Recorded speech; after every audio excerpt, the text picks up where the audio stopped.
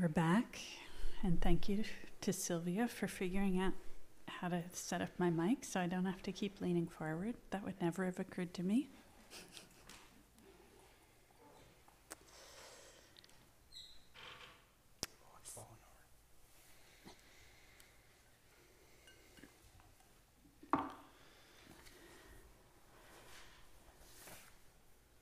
So we said in week 1, our approach to contemplation is that it can be this kind of connective tissue that takes us from the conceptual to the experiential. And in the reading we looked at tonight, Control said that the two truths, as Linda was pointing out just before the break, the ultimate and the relative are not separate.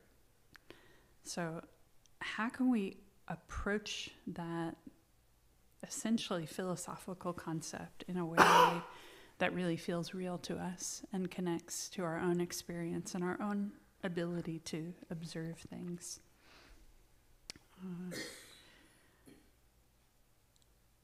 In the reading, he also says, on a conventional level, or in the context of conventional reality, all things one experiences appear in dependence on other things. Nothing is present in isolation, and nothing exists inherently, because everything is an aggregation of many parts.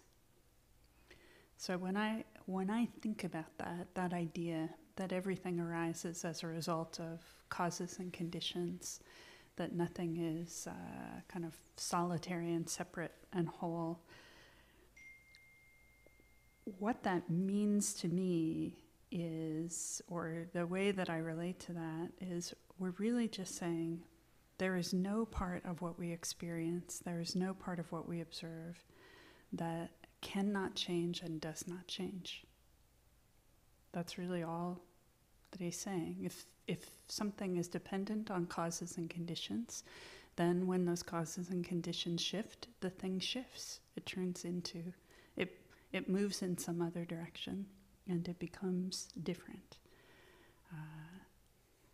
So I'd like to take a little time right now and consider this. And I would, with that idea that we're trying to connect to that possibility for change in the things that we observe and connect to it more experientially. So I would say, consider this building. Some of you saw it when it was still a church. Some of you saw it right after we bought it, when it was full of pews and had red carpet on the floor, and it had a drop ceiling. Think about all the stages that you saw it go through over the almost year and a half since KCC bought it. The ceiling being opened up, the broken beams exposed, the side of the second lower level torn apart, new structure going in, with this wooden floor covered, with this wooden floor uncovered, with no floor in the basement, with no heat in the building.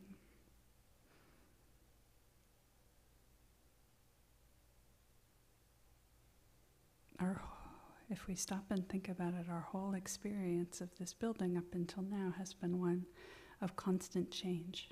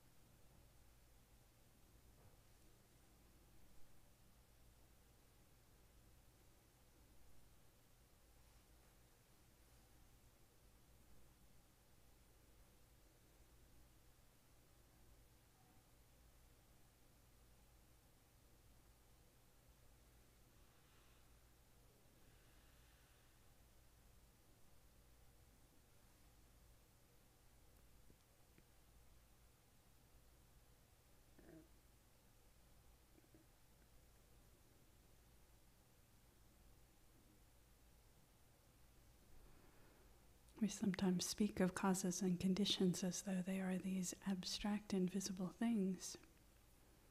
But when we relate to this building, we know actually the causes and conditions were us. We bought the building. We made choices about what it would look like. We gave our money for the renovation. We gave our time, our effort.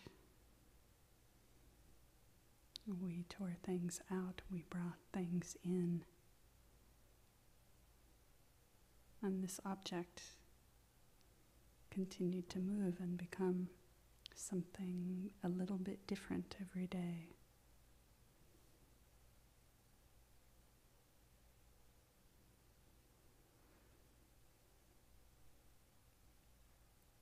And it's also the case that that change is not capricious. When we walk up to the front door, we don't think, I wonder if the stairs will have moved to the other side of the building since the last time I was here.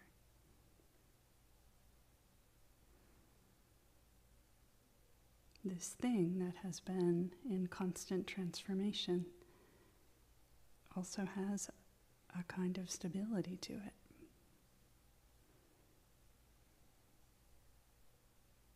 Because the causes and conditions that brought it into this form are existing in this moment, and they haven't stopped.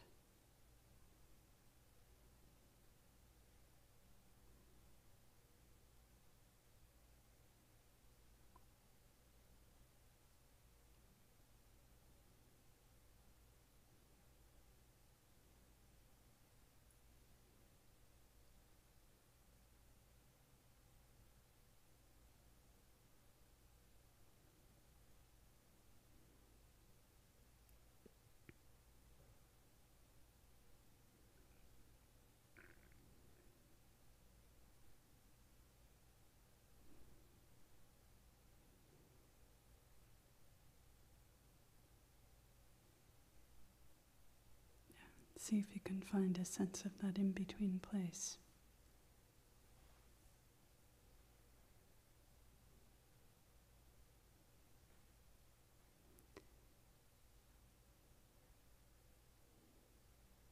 Not eternal, not nothing.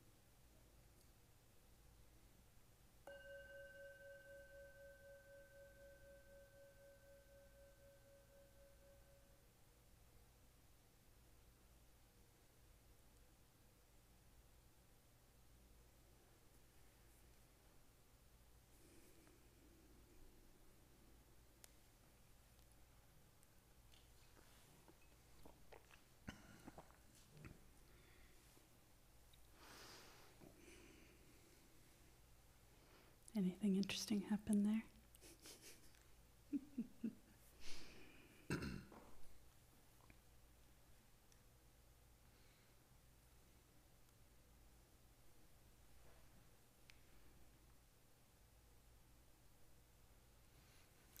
The process of solidification is subtle and also really solid. And I was thinking how I think of KCC as a really warm place now, like physically warm. And as you were talking about it changing, I was thinking when we first got here, it was really cold. We had this the first winter was really cold, and the heat was still wonky over the last winter. And I have this kind of weird, as you were talking, I realized I had this kind of weird sense of the warmth was innate to the building as it was like warming up and waking up, you know. It's like now it's alive and it's warm, and it's one of those really weird things that the brain does or the mind does to solidify things. KCC, I would describe it as warm. And I realized that process happens. Like, wow, look what the mind does. Look at all these projections.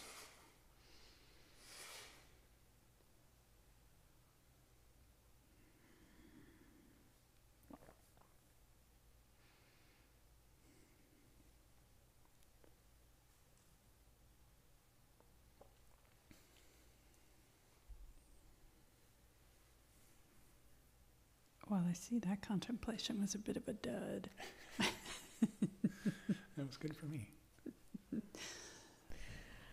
Well, from being in here almost every day and watching all this, it's like I wanted to solidify. Let's be done.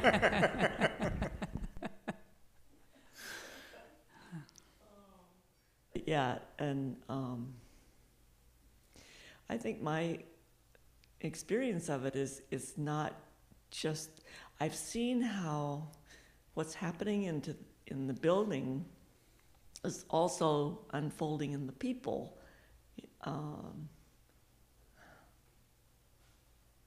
Like when we would be in a stressful state in trying to hurry up and get things done, there'd be a tenseness in the Sangha as well. It's just like, I don't know how that works, but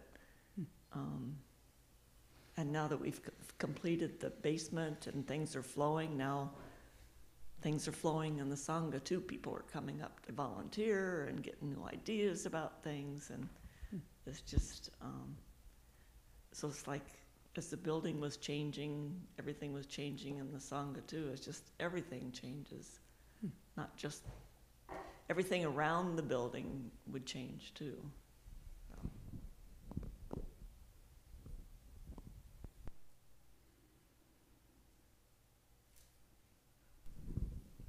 Well, this building looks remarkably the way it did to me when I first came in 8 weeks ago for newcomers night.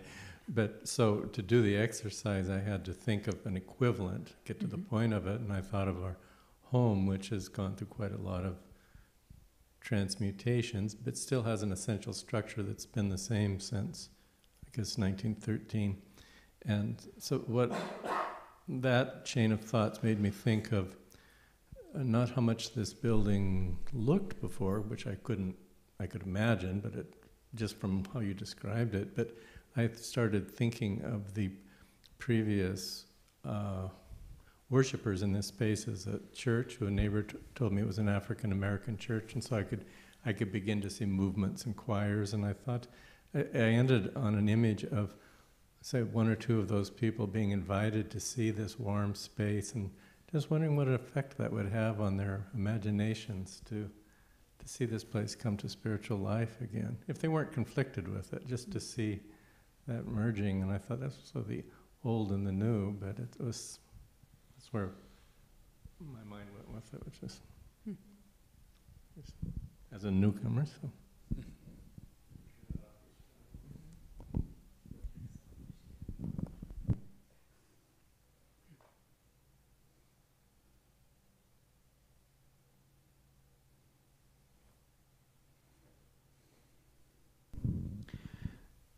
So I am a history nut, and it's something I think about a lot, especially for some reason when I'm just doing the early Omse gig and going back behind there and getting the matches and stuff together and candles and stuff in the evenings. Like I almost every time think about how, like, decades back there were probably some cool, ministers or assistants to them, and they were getting ready and they were getting their stuff together and before they were having their sermons and just how I just contemplate that. I just sort of like imagine in my mind how it would be kind of cool to get to watch them doing their thing and getting their candles and stuff ready, and I just feel definitely connected to them. And it's like that exercise where we contemplate the connection to everybody and everything that went into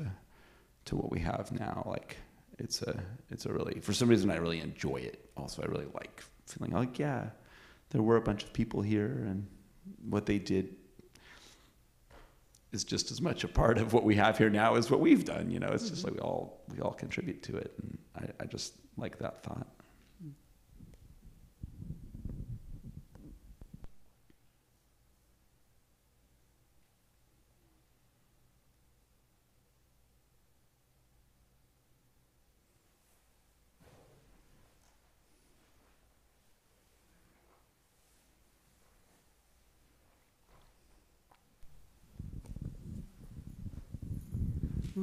I get the solid and the changing thing, but as I've been thinking about it, it seems real solid.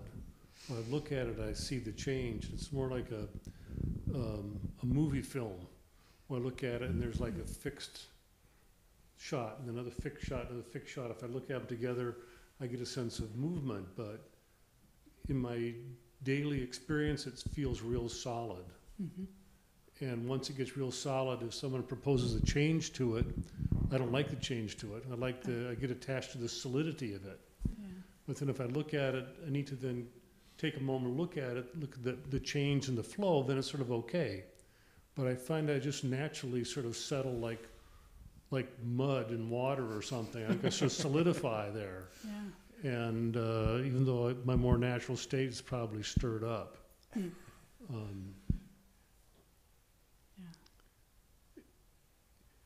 And so again, I think I can feel like in daily life that the world's flat. Mm-hmm.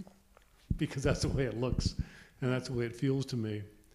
And I was remembering a podcast of Ken McLeod's I listened to a few months ago that an image just sort of blew my mind. He was talking about, he was Canadian, and talking about a Canadian sport or activity is the log roll. You know, our guys get these big logs in water and they get walking on them, the log gets spinning, they keep walking on them or running on them and someone else gonna fall off them. And so he said, when you go on walking meditation, he said, walk and imagine you're standing still and the earth is moving under you. You're just moving your feet, keeping up with the rotation of the earth. And it just blew my mind. But that's, a way of like cracking the solidity of it that changed my position as the center of it all. Yeah. And have me not be the center of it all, not be the center of something fixed, but be sort of floating in something that's moving, which is a very different worldview for me. Yeah. Yeah, thank you. Yeah, even, when I was thinking about how would I contemplate the two truths, how would I try and give that some reality to me, and I started thinking about this building, there was a little voice in my head that just kept saying, same building, same building, same building. Like, it's a thing, it has thingness. And I think what you're talking about is exactly what we're trying to do. We're trying to crack the shell a little bit. And when we stop and actually look at almost anything in our lives, look at ourselves, look at our relationships, look at even the physical objects around us, if we attend to them long enough, we will see that there's motion, that there's change, that things are always shifting and always moving around us, and we just keep relating to it as fixed. And we're trying to undermine that without falling off the edge of, everything's nothing, everything's fantasy, everything's just a projection of the mind or an illusion. Like, it's something else that Conctrell is pointing to.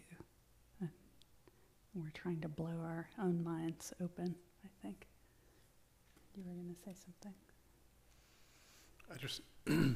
I just like Mark's pointing out that the Earth is round and we don't really have a way of experiencing that. I mean, I guess if you were in a spaceship, you could experience it, but there's so much of that doesn't require religion at all. That is just too big for our minds to really grasp. The scale of time on Earth. I sent out an email to the community list about a hypothesis that there was an entire civilization living on the Earth that went through all its stages of development, got as sophisticated as we did, and collapsed, and was so far millions of years ago. And here we are, millions of years later, doing it again. And it's just a hypothesis, but it's not. But it's scientifically plausible, even though that seems like so radical to me. My brain can't really go there. That's that kind of unbounded view, and so we're trying to figure out ways to somehow touch that as experientially. So that round earth thing is a really good one. I'm going to remember that.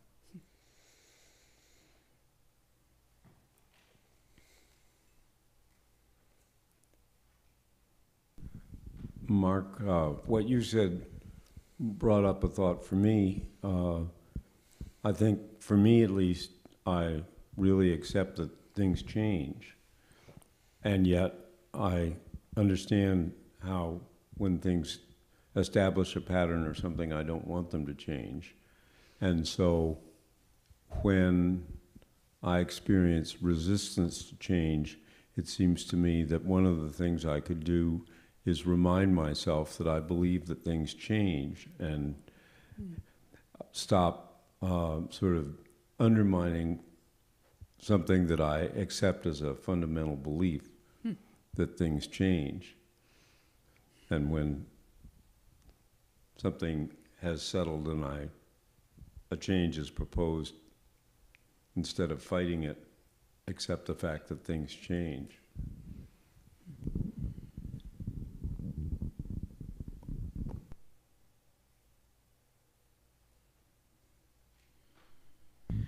There's something that keeps coming to my mind when we talk about this, and it's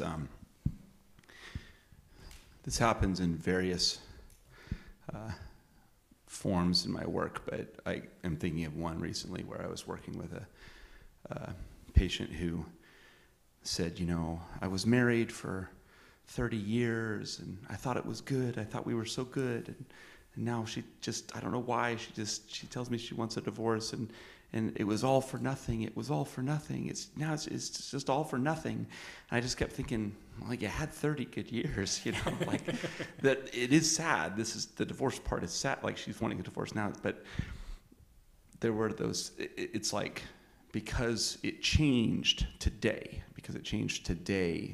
all of a sudden, all of what has been is completely different and is no longer valuable, no longer positive, and I just kept wanting to say the magic thing, you know, like, well, if she had gotten struck by lightning or hit by a bus, instead of like divorcing you, would it be the last 30 years would all still be the same, right? Like, it's ending either way, but is it you know, your perspective on the change, or is it that actually like all that experience is actually different, whereas the experience was obviously the same, you know, all that time.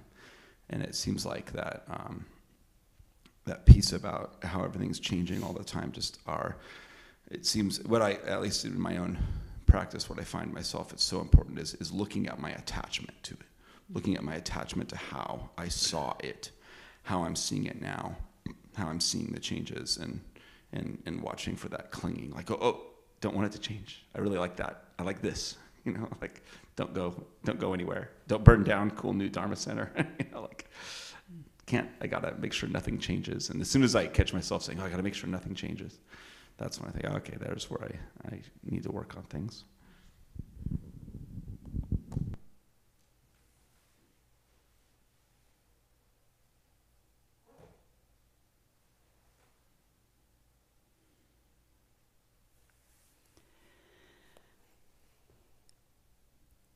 Yeah, I think anytime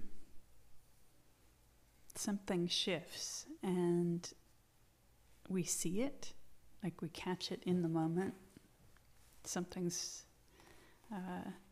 arising and it passes away and we're present with the end of it, in that moment there's an opportunity to see the emptiness. You know, the lack of inherency.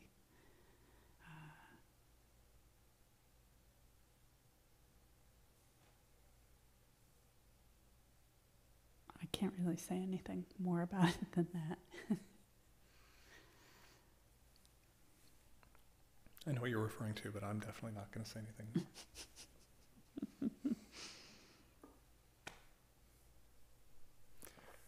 Well, should we talk about our carrying practice? Yeah. For those who showed up, we have something thing. solid and permanent for you to take home with you.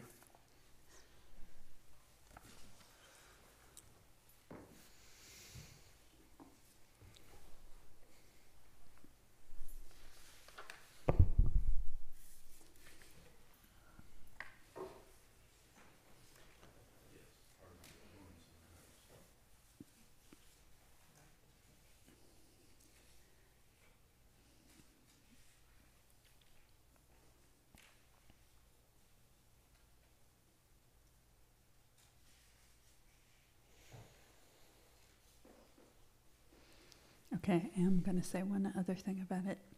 I said that thing about how there's the opportunity to see the emptiness. Really just to say that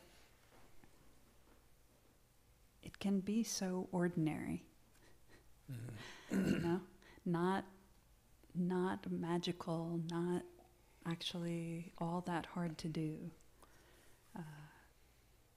That we can have that little taste of it. Like we're so trained to think of things as really solid and to grasp onto them, as Joe is saying, and as Peter was saying, to try and make them fixed, and Peter and Mark to want them to not shift.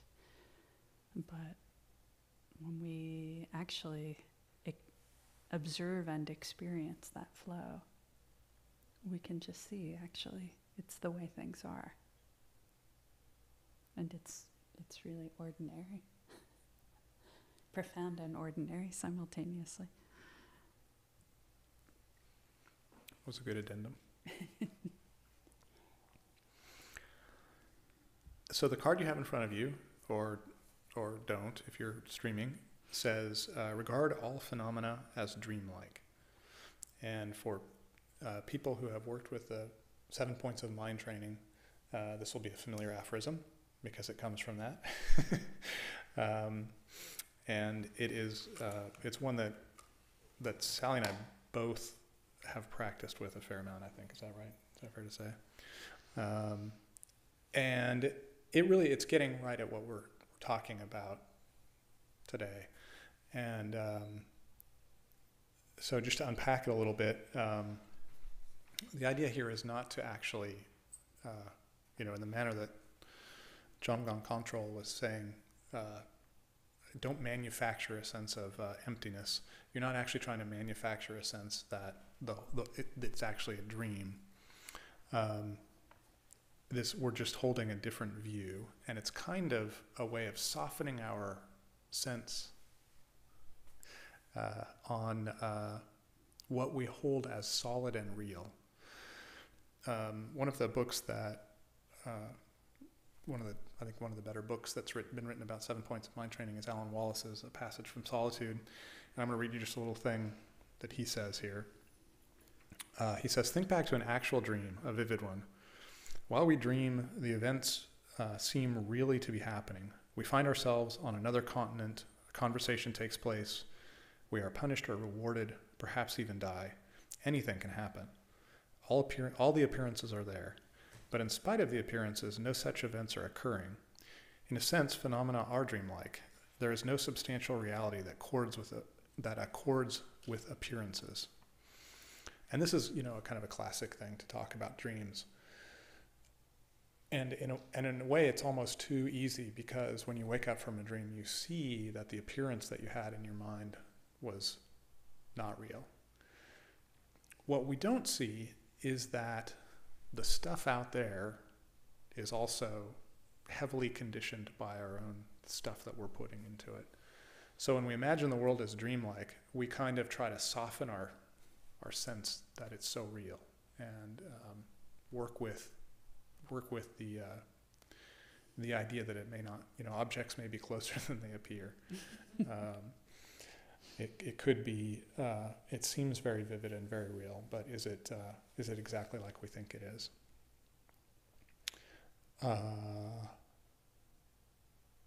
So would you like to add anything, Sally? You worked with this one a lot too.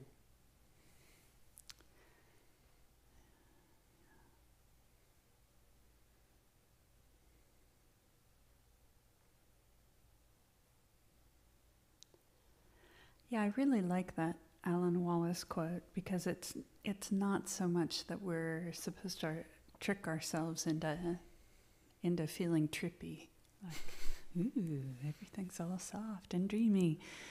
I think it's really trying to open up this sense of, what if it's just appearance? Like, when I wake from the dream, my heart is pounding, and then I come back to myself and I realize that it was just something that played out in my mind. And then it's easy to relate to it with no emotional content or weight or grasping onto or pushing away, because it doesn't feel solid to me. And so when I carry this, I really try to play with the idea of, how would I move in the world if I weren't relating to all of these things as so absolutely solid?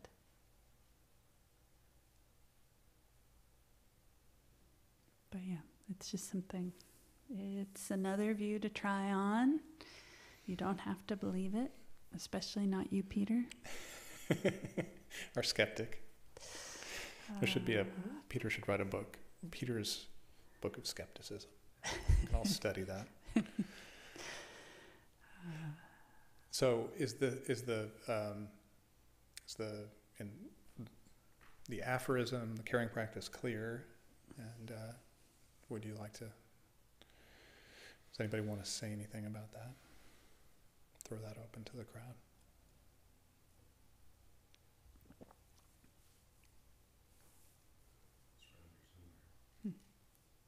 What you remind me of is the exercise of taking a ball and one side's painted green and the other side's painted white. And I show you the white side and you say, what color's the ball? And depending on how you're feeling at the time, you may get very insistent that it's white. And I'll say, no, it's green. And then turn the ball and you see that it has another side. Or the other kind of thing that same thing this reminds me of is that someone feels very negative towards somebody and then discovers that they're grieving over the death of a child, or when they get a little bit more information, the whole picture changes. And so their perception that was so solid suddenly evaporates because they have more information. Right. And looking at things as dreamlike is all some of that kind of thing, I think.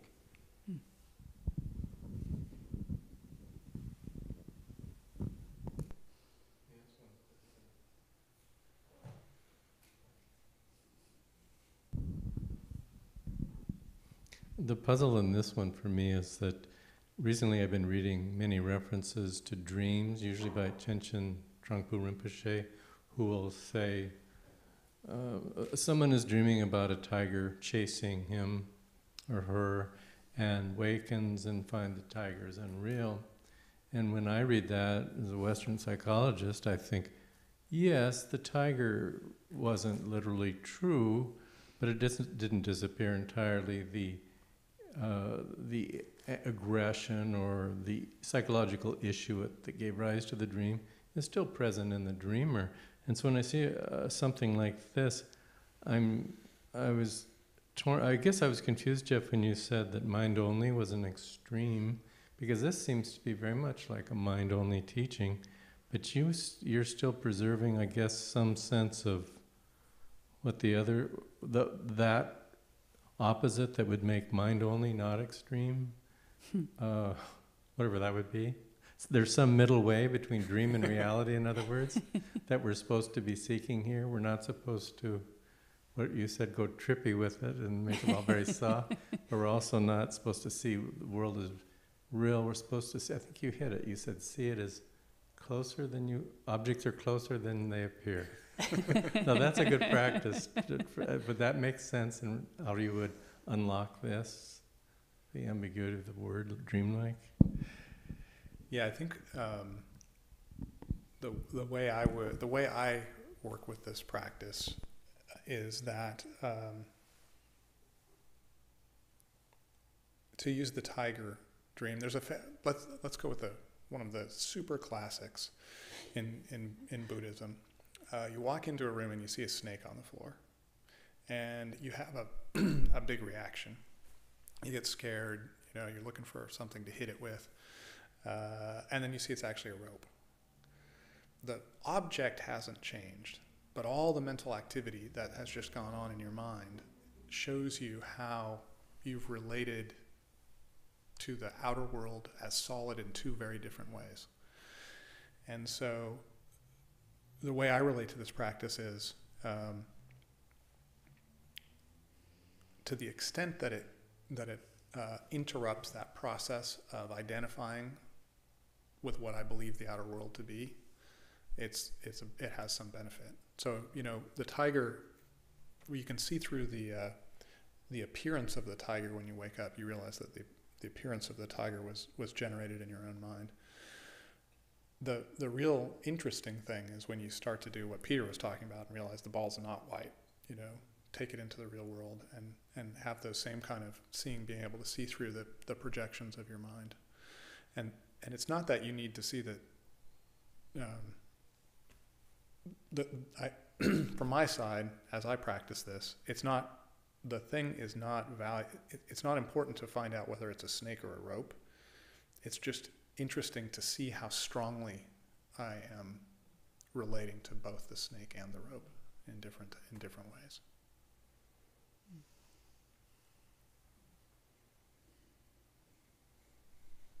Do you want to add anything? Yeah.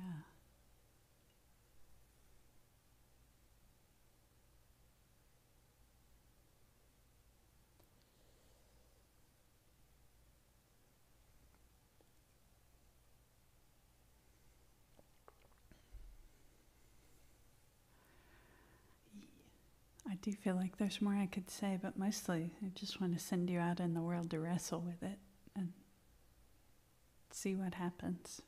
See how you do end up relating to it.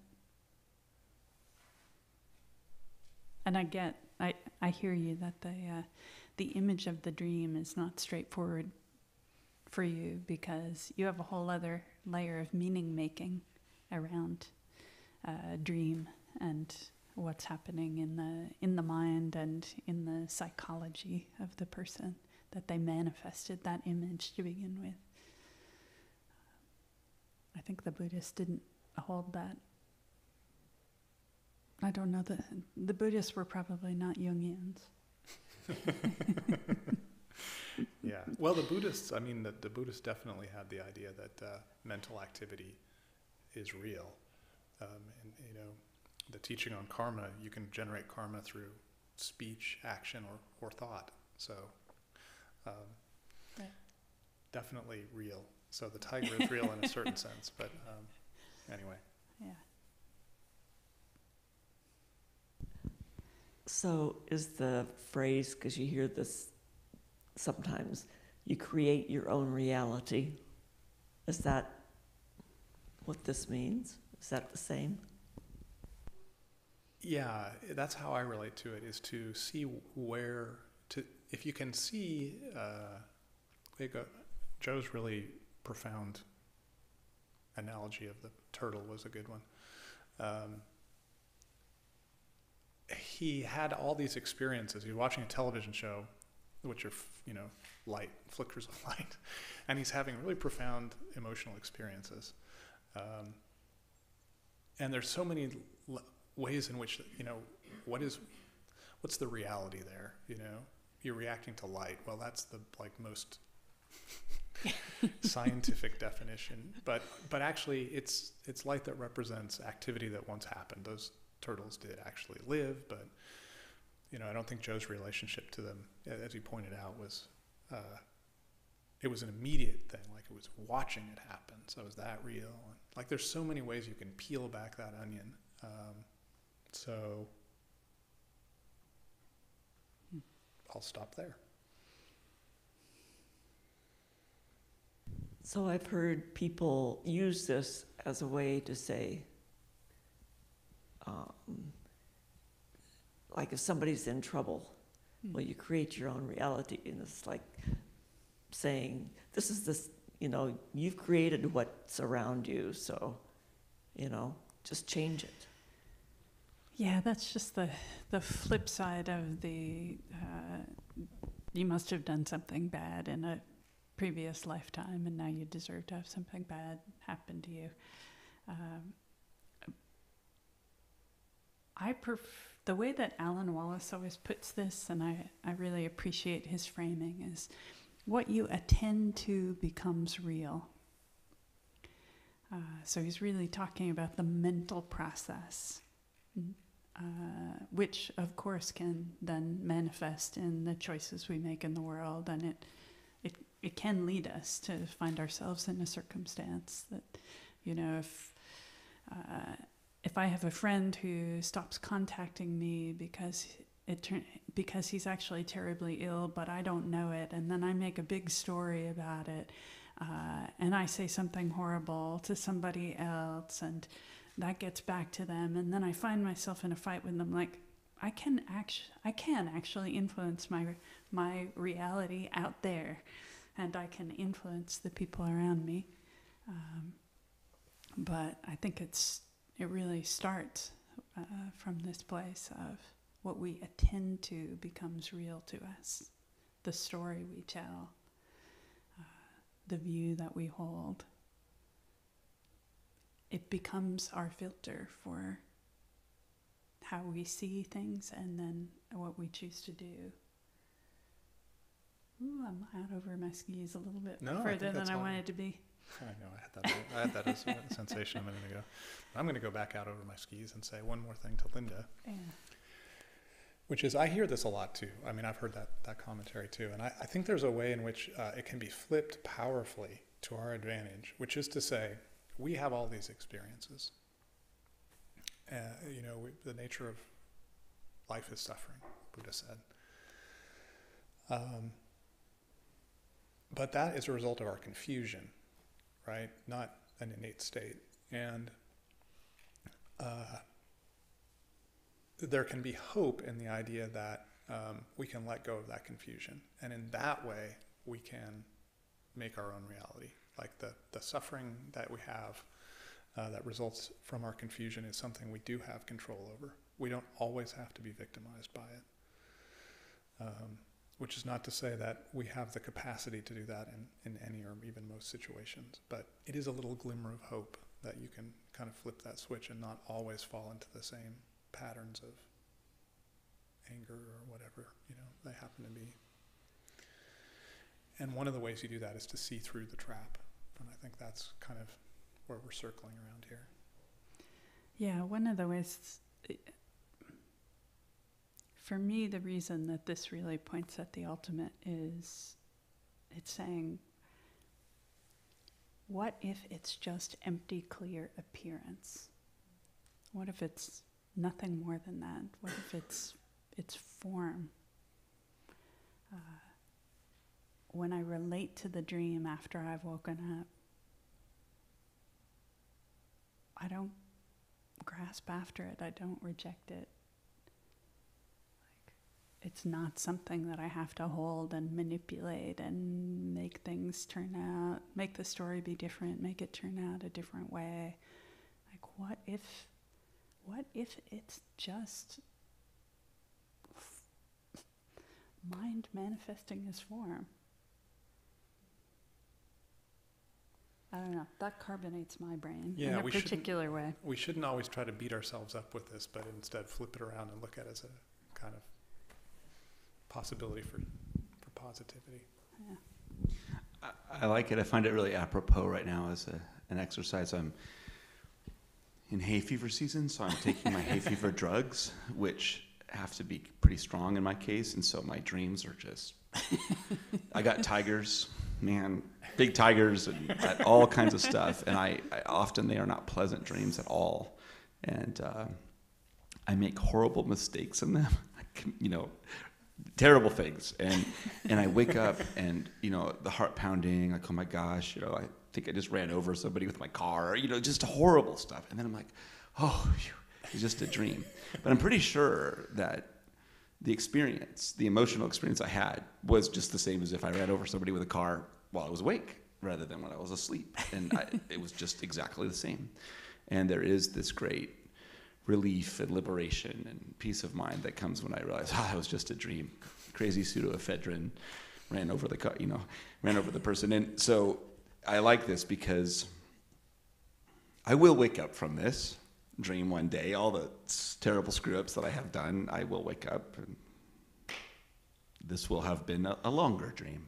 But I think it's I really like it as an assignment. You're right, Joe. You will wake up. That's right. Yes. I believe it. I know we're about to close, and I want to offer an advertisement for the streamers and everybody here. Having come down from Hood River today, I can tell you that the blossoms are at their very peak. And even though Blossom Festival is next weekend, I have been in the Hood River Valley long enough to know that even by then they'll be somewhat different. And so if you have an opportunity to get to Hood River in the next day or two, you'll have a marvelous experience. Lovely. That is very apropos of everything we're doing here. So it's good. A good moment. Good point to end on. Well, let's go ahead and dedicate the merit of everything we've done here, the way that our intention in coming here and the attention we've paid while we've been here, and the ways that we have wrestled with these things and will wrestle with them. May they be of benefit to all beings. By this merit, may we become omniscient. From this attainment, after defeating evil faults through the endless storm of birth, old age, sickness, and death, may we liberate all beings from suffering in the three worlds.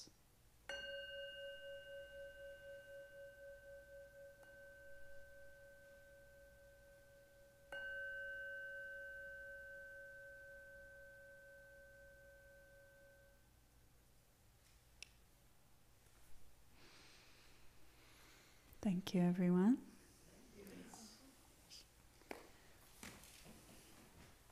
I'm glad we didn't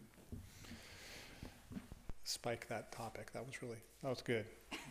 Sally and I always say we're the biggest beneficiaries of this, and I really feel like that tonight. Tell